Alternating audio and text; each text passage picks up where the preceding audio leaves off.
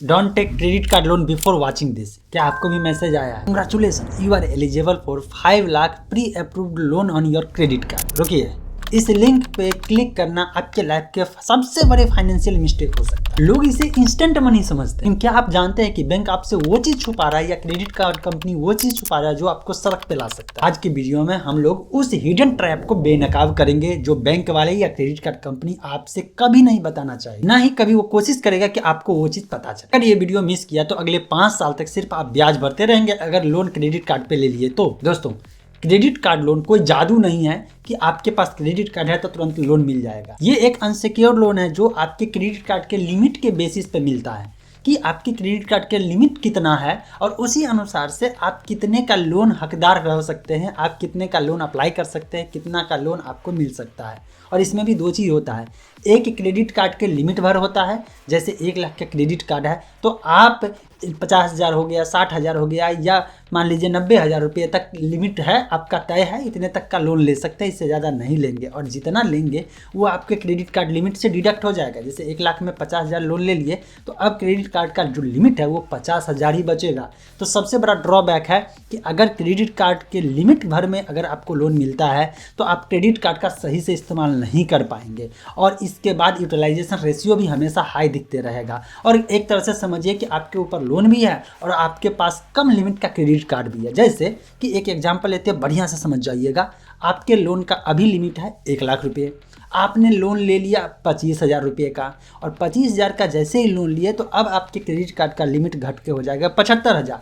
मतलब अब 75,000 से ज़्यादा का कहीं क्रेडिट कार्ड स्वाइप नहीं कर सकते, इस्तेमाल नहीं कर सकते और वो फ़ायदे से वंचित हो जाइएगा जो आप क्रेडिट कार्ड का ज़्यादा लिमिट रहता है तो ज़्यादा से ज़्यादा बेनिफिट उठा सकते हैं। और इस तरह के लोन को इंस्टा लोन कहते हैं। अब दूसरा होता है जंबो लोन, ये लिमिट से ऊपर होता है। जैसे मैंने एक वीडियो में दिखाया था, लाइव डेमो दिया था कि मेरे क्रेडिट कार्ड का लिमिट 1 लाख रुपये है और आप उसके ऊपर 3 लाख रुपये तक का आप लोन ले सकते हैं और आपके क्रेडिट कार्ड का लिमिट कोई टेंशन नहीं होगा, इसका कोई बाउंडेशन रेस्ट्रिक्शन नहीं है।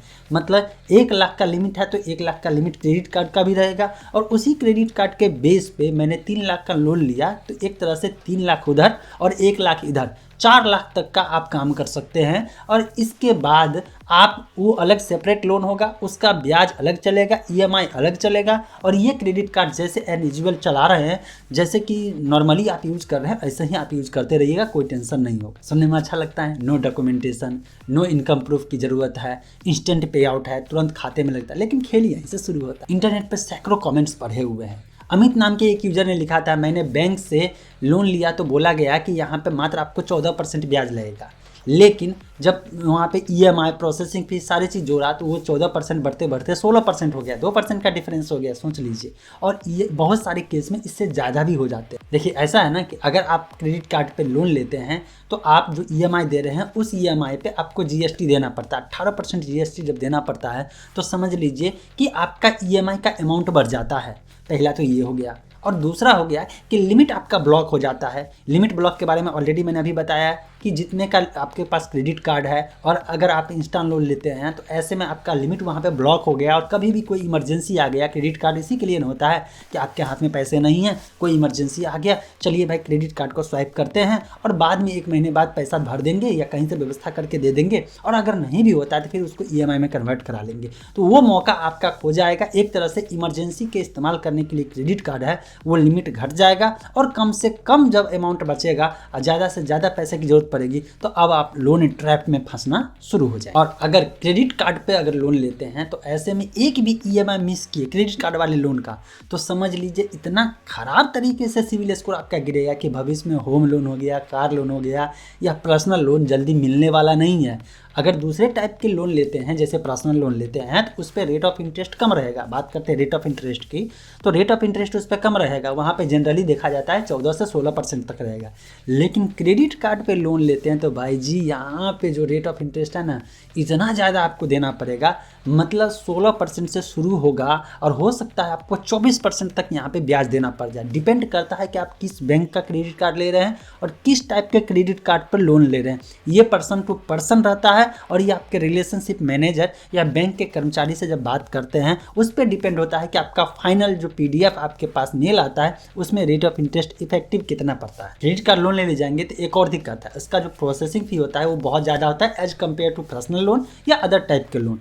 एक पर ध्यान रखिएगा, एक तो पर्सनल लोन लोग लेना नहीं जल्दी चाहते हैं, लेकिन इसके ऊपर अगर क्रेडिट कार्ड लोन लेने जाइएगा तो पर्सनल लोन से भी ज़्यादा महंगा हो जाएगा। तो अब आप सोच लीजिए कि पर्सनल लोन चाहिए या क्रेडिट कार्ड लोन चाहिए। अब यहाँ पे आपको दो चीज़ डिसाइड करना पड़ेगा कि एक तुरंत पैसे की ज़रूरत है या थोड़ा सा देर से पैसे की ज़रूरत है। अगर आपको इंस्टेंटली पैसे की ज़रूरत नहीं है, कोई ऐसा नहीं है कि 1 घंटे के अंदर अंदर आपको पैसा चाहिए, तब ऐसे में मैं कहूँगा कि आप पर्सनल लोन की तरफ जाइए। वो as compare to loan on credit card से सस्ता पड़ेगा पर्सनल लोन, लेकिन थोड़ा सा टाइम टेकिंग रहेगा। लेकिन अगर आपको चाहिए कि नहीं मुझे इंस्टेंटली अभी के अभी लोन चाहिए, 1 घंटे के अंदर अंदर पैसा चाहिए, मुझे बहुत ज़रूरी है, तो इसी चीज़ का तो कीमत वसूलते हैं क्रेडिट कार्ड वाले। ये लोन प्रोवाइड कराते हैं, लेकिन यहाँ पे रेट ऑफ इंटरेस्ट भी ज़्यादा लेते हैं, प्रोसेसिंग फी का चार्ज भी ज़्यादा लेते हैं, और कभी गलती भविष्य में EMI मिस कर दीजिएगा तो आपको इतना ज़्यादा पेनाल्टी लगेगा और साथ ही साथ जो आपका सिविल स्कोर बहुत तेज़ी से नीचे गिरेगा। लेकिन फिर भी आप क्रेडिट कार्ड से लोन लेने का मन बना ही लिए हैं तो 3 पॉइंट को हमेशा ध्यान रखिए। पहला पॉइंट कि अगर आप क्रेडिट कार्ड से लोन ले रहे हैं तो आपका जो रेट ऑफ इंटरेस्ट जो चार्जेज है EMI जो करता है वो रिड्यूसिंग है ब्याज है या फ्लैट पे ब्याज है। मतलब कि जो जिस अमाउंट पे आप लोन लिए हैं हमेशा उतने से ब्याज देना है, या जैसे जैसे प्रिंसिपल अमाउंट घटते जाएगा वैसे वैसे उस पर जो ब्याज होगा वो भी घटते जाएगा। ये चीज़ देखना पड़ेगा। और दूसरा है फोरक्लोजर। मान लीजिए कि आपने लोन लिया, आपके पास कहीं से फिर से पैसा आ गया, तो फोरक्लोजिंग चार्जेस कितना होगा, फोरक्लोजर का चार्जेस कितना होगा, कितना % पेनाल्टी देना पड़ेगा। देखिए कि कम से कम वहाँ पे देना पड़े, या कभी कभी किसी केस में होता है बैंक वाले 0 मतलब कि कोई फोरक्लोजिंग चार्जेस नहीं लेते हैं।